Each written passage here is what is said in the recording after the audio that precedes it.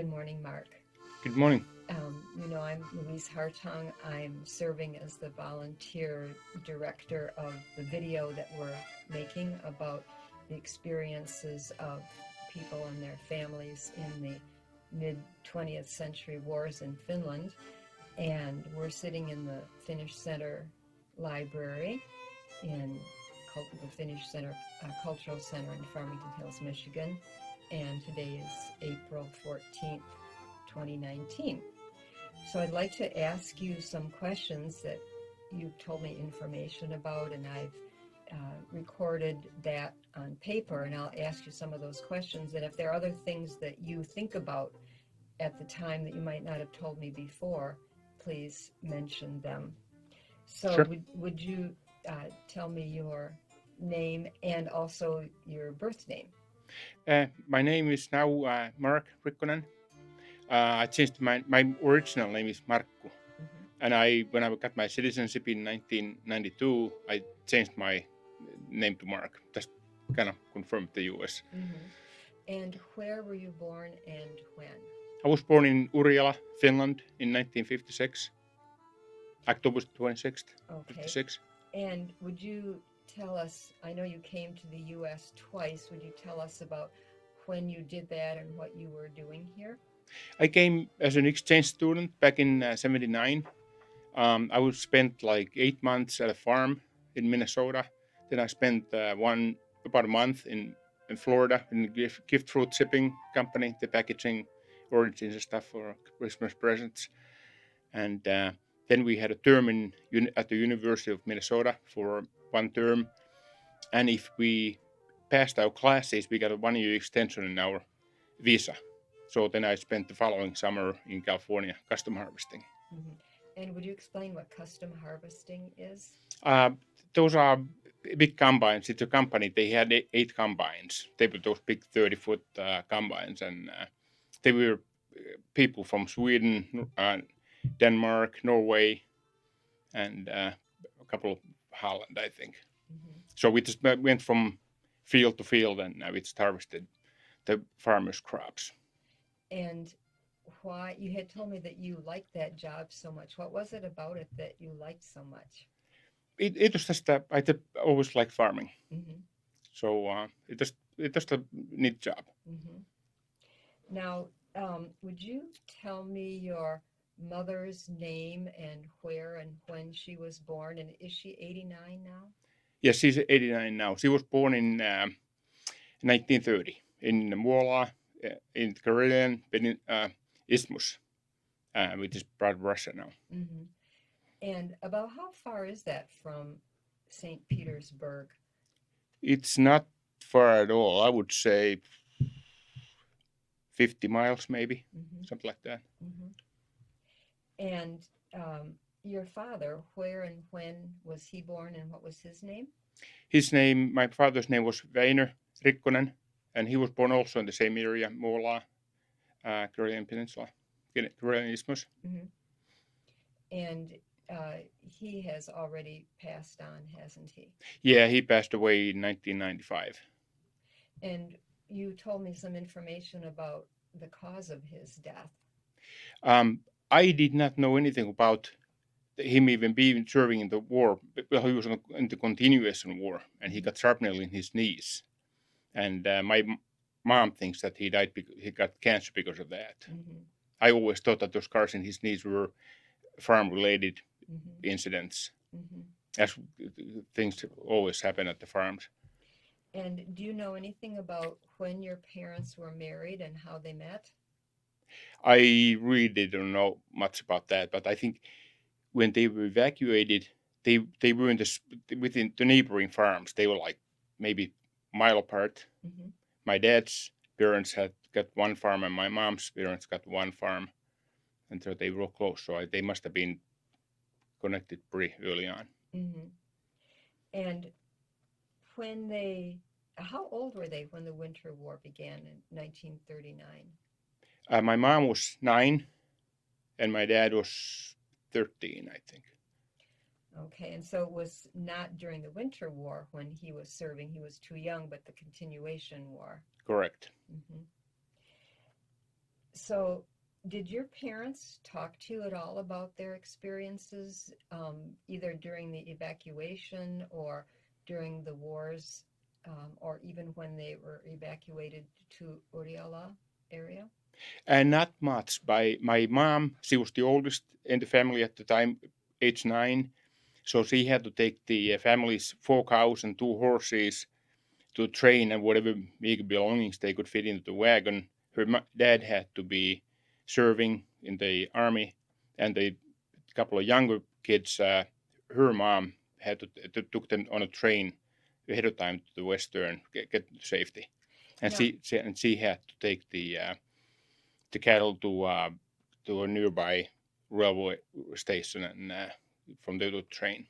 so I've seen pictures of this evacuation in that they go along with the song Evakon Laulu, and it shows people leading their animals. And were they put on trains then and taken out of Karelia also? Yeah, they were like in cattle wagons, and actually the people were also they were like 2 layers, 2 platforms to sleep in. Mm-hmm. And one thing my mom said, it was real embarrassing. They had just a bucket in the middle of the wagon for everybody to go to do their business, and it Mm-hmm. was a really embarrassing moment. Mm-hmm. And so with those animals, did they get to keep those animals when they went to the area where they were relocated? Um, I, I don't know. I assumed they did. Mm-hmm. And can you tell me about uh, anything that you might know about your father serving in the continuation war?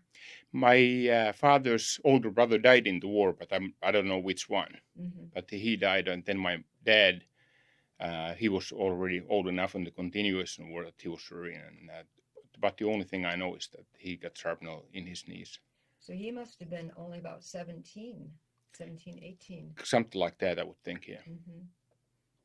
So after the continuation war, did he join your mother and in Uriala, or did he go to the war in Lapland? And my dad was also in the Karelian area, Mm-hmm. but Okay. I just don't know about their evacuation at all. So you had told me that they were evacuated twice. They went to did each family go independently to Uriala, and then each family went back independently to, after the end of the Winter War, um, did they go back independently to uh, Karelia? Yeah, the first time they went to like Loimaa, and they moved a couple of different places because they lived in other people's houses. And that a couple of years that they were evacuated the first time, um, there were a couple of different areas, Loimaa and Urjala was the second after the second time, but the first time they were somewhere around the southwestern part of the Finland anyway, Mhm. within the same maybe 50-mile radius, something like that. And why did they go back to your family? Went, at least your mother's family that you know went back to Karelia after the first evacuation. The Winter War ended in March of 1940. Mm-hmm. Did they go back? Were they able to go back to their own farm property, or where did they go and how did they live and why did they go back? Yeah, when Finland reclaimed the territory in the continuation war, um, 1942, I think it was, somewhere around that neighborhood. They moved back to the same area, but the houses, since they were already burnt down, they had they thought that they reclaimed the land for good back to Finland, and Mm-hmm. so they moved back. And since the houses were burned, they had to rebuild them. So did her family rebuild the house? They actually had a prison camp right nearby, and Mm-hmm. some of the Russian soldiers were helping doing the building the houses. And obviously, they were real shoddy because they were not carpenters or anything, and they just as long as they were somewhat house-looking things. Mm-hmm. So, and that they did also help them to work in the fields. And you had told me that the Russian prisoners were so hungry they were starving. Yeah, it took them like a couple weeks to feed them before they were even able to do any work. And my mom actually had to be guarding them sometimes in the fields, and she was wondering what could she do. She was at the time was like what 13, 14, something like that. Hmm. What could she do if they wanted to do something, escape or anything? But apparently they were so glad to be there, having actually being fed, that they didn't want to leave. They wanted Hmm. to stay there and work. Hmm. And I know that your mother was one of the older children, and she and her sister, and then there were two younger ones. Were they also with them, the two youngest ones? During the continuation war, two of her younger siblings were actually sent to Sweden. One was 4 years old, I think, and one was like two, something like that. And how long were they in Sweden? They were in Sweden like 2 or 3 years, 3 years, I think. And they went right into neighboring houses there, so they were some comfort having some relative close by. Hmm. And did they learn to speak Swedish? Actually, the younger one could not even speak Finnish when they came back. He could only speak Swedish, but the old one obviously already knew Finnish before they left. Hmm. And was that very common that many children were sent to Sweden for safety? Yeah, they sent quite a few children during the continuation war. But why wasn't your mother and her younger sister also sent, but the two younger ones were sent? Yeah, my mom was already old enough that she had to be uh, doing the farm work, and also her younger sister, who was at this time already, I think, 9 years old. She wanted to go to Sweden, but she couldn't because her parents thought that she's too old. She can help at the farm. Hmm. So when did I'm talking more about your mother's family because that's what you said you knew more about. Yeah, When did your mother's family leave Karelia the second time, the second evacuation? they had that massive. Russians had the massive attack. I think the fall of '44. I think. Yes, and then they had to leave for good, and then they moved to Mynämäki, and then from there to Urjala, which is fairly close, maybe 10 miles from there. And what did your parents did? Were they married after this second evacuation, do you think? I'm not quite sure when they met, but I assume it had to be after, Hmm. because they were from the same area, moved to the same area, but they did not know each other until later on, and I think Hmm. they got married like in maybe 52. My older brother is 50, born in 53, Hmm. so I think it's pretty soon before that. And when they went to that southwestern Finland area, did they start farming again? Did the government give them land? Yes, there was one big farm. I don't know how big it was, but they all these evacuees they got like maybe 20, 25 acre plots, but it was mainly swampland, so it was not very arable. They like my mom's parents and my dad's parents they were mile apart, their farms, Hmm. and yeah, they dug these big pits out of and they tried to get some clay and mix that with the swampland, try to make it a little more arable, but they were catching tree roots and stuff like that every time when they're plowing the fields. It was really hard farming over there. And did they know other people from other Karelian evacuees in the area, or just your parents knew each other? Yeah, they did know several others, and there was actually another couple that was between my mom's parents and my dad's side, and there was another couple came from the same area and between us. So they knew quite a few each other. Hmm. And did those farmers help each other? Yes, they did. They built the houses. They got together as a big group. They built one house after another. So it was all the Karelian families working together to build new houses then. Well, it was a lot of the Karelians, but they were also local ones, like Hmm. the Väinö Linna, whose film you're going to see this afternoon. He's the author of the couple of famous books in Finland, like the Unknown Soldier and Under the North Star. Uh, his name was Väinö Linna, and he was a group of these people that building the houses, and so after it's hard day work, they passed around the bottle around, and then this author, he asked my mom's dad if he could mention him in his book. Mm-hmm. His name was Tauno Susi. He kind of like that Mm-hmm. saying, "Otahan siekin Tauno, otahan siekin suolassu." So that name was actually mentioned in the Unknown Soldier. So was Vainolina a young man at that time, and was he already known as an author? No, I think he started. Well, he was writing during the war, I guess, but he was an older. Mm-hmm. He was already serving, I think, in the Winter War. So he was a bit older, but I think he wrote some stuff back then, but nobody thought it's good enough to publish anywhere. Mm-hmm. So how long did your family stay at that farm, and what did they do after they had completed that farm? In Urjala, Mm-hmm. they stayed there until 1960, and they wanted to move away from there because they always felt like they are evacuees. They were always viewed as evacuees, and they got land from somebody else's farm. I think that's the biggest reason they wanted to move out of that area. But also the land was very poor Mm-hmm. farming. So where did they go next?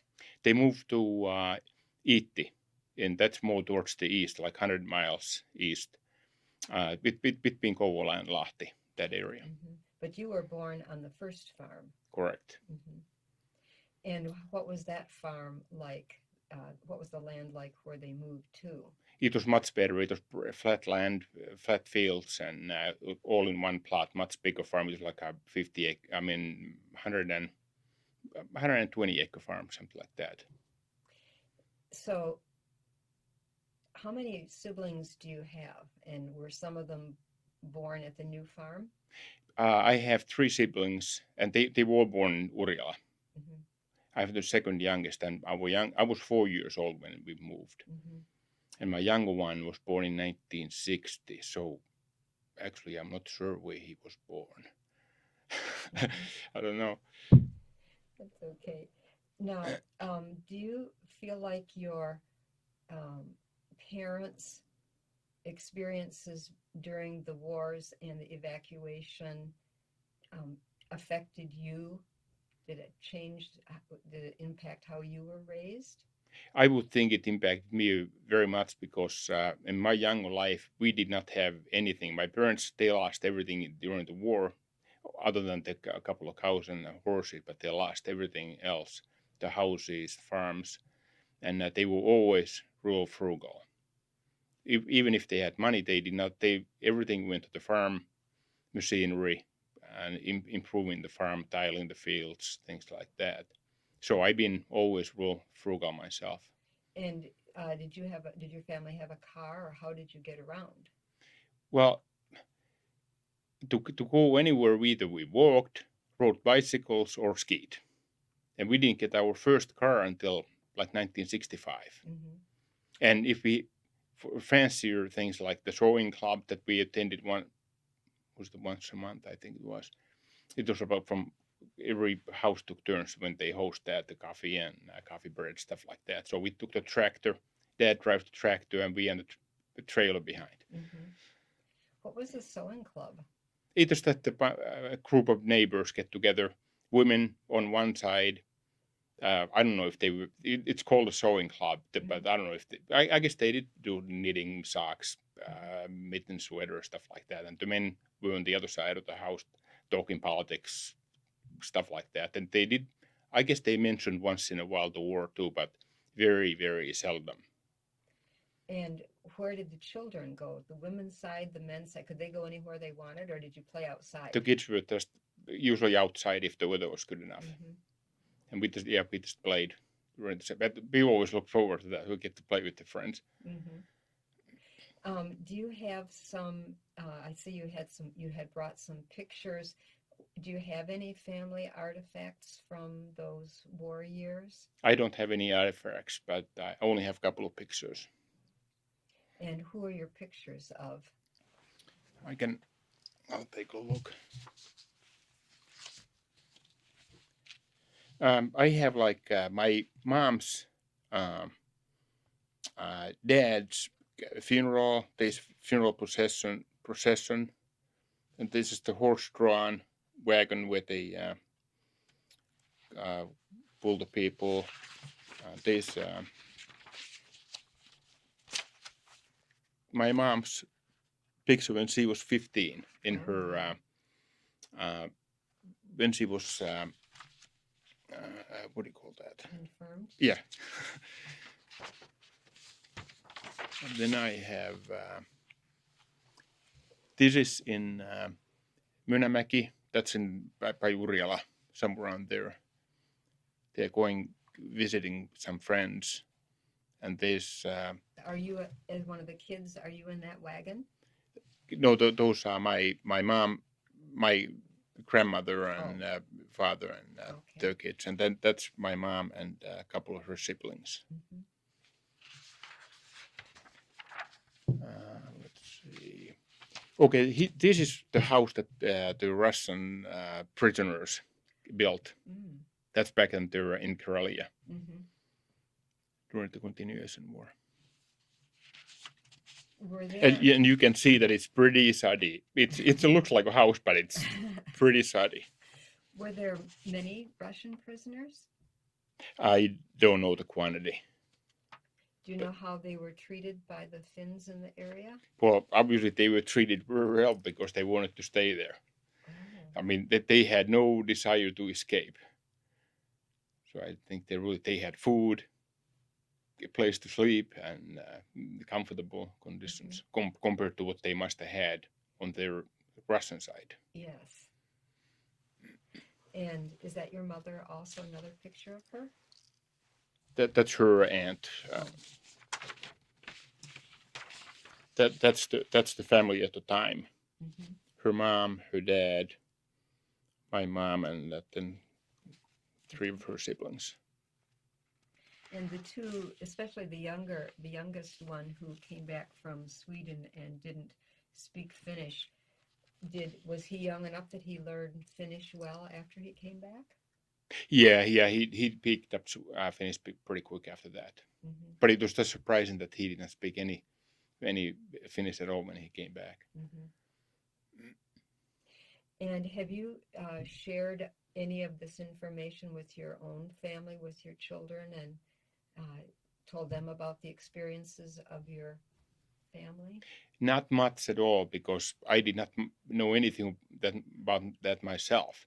Mm-hmm. 2 years ago, my wife and our daughter, the older daughter and her child, we thought my mom was already in bad shape, so they went to Finland just for my mom to see them at least once, our granddaughter. And then my mom actually told about these details. I never knew that my dad had served and the scars in his knees were from shrapnel. I never knew that until 2 years ago. Mm-hmm. So lately I've been telling them more since I found out things. Yes. And as a result of preparing to share your story, has that impacted you in any way? Yeah, I'm a lot more interested in really. I realized how little I know about my person experiences, Mm-hmm. and I began. People just did not talk about anything about the war back then, and like mom finally opened up to my wife Mm-hmm. about this stuff when they were just together. Mm-hmm. I don't know if there are women more comfortable talking about this stuff or what it is, or if my mom knew that she's dying and she wanted to share her information. Mm-hmm. And since that time, the 2 years ago, has your mother been more open with you about talking about it? Have you asked her questions? Yes, she has, but actually, I've never really even asked. I don't know if people when we finally realized that started thinking about this kind of stuff. I guess maybe we were embarrassed to ask. Mm-hmm. I don't know. My dad had missing half of his ring finger, and I never even asked about that. So But since we just didn't talk about that stuff. but since the 2 years, since your mother was talking with Beth, has she been more willing to talk with you about it? Yes, she has. Mm-hmm. Yeah. Yeah, she was talking about, she remembers like when they were in the train, they remember stopping, running into the woods from when the bomber planes came to bomb the train tracks, and she remembers stuff like that. During And the evacuation. yes, and I never knew any of that, like having the bucket in the middle of the railroad car and that kind of experiences.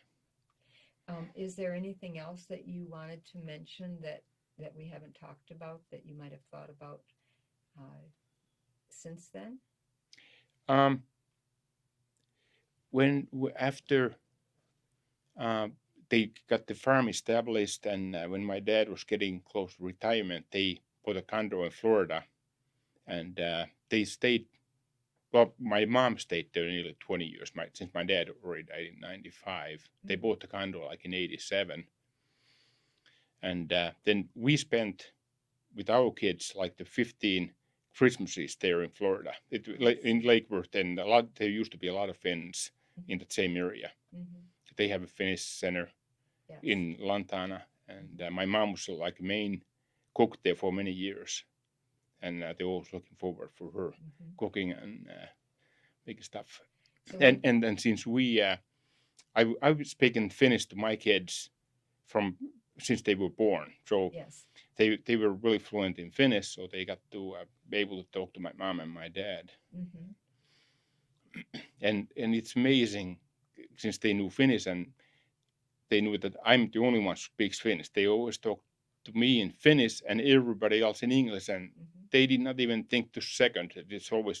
They always knew who they speak English. To me, they speak Finnish. Anything, if I ask something, it was in Finnish, and just amazing how the kids can absorb languages like that. And then, does your mother still have that condo in Florida? No, once she got into her early 80s, I think she sold the condo because the traveling forward and back was just too much. She just could not take the flying anymore, so she sold it. And they spent like the whole winter, like 6 months a year, but then when she got older, it was too difficult to travel. Well, I want to thank you very much for sharing your story and your family's story. And, you're going to be having the complete story interview, and then we'll be using sections of this for our complete video with the other families too. So thank you very much, and we hope your mother does well. Thank you.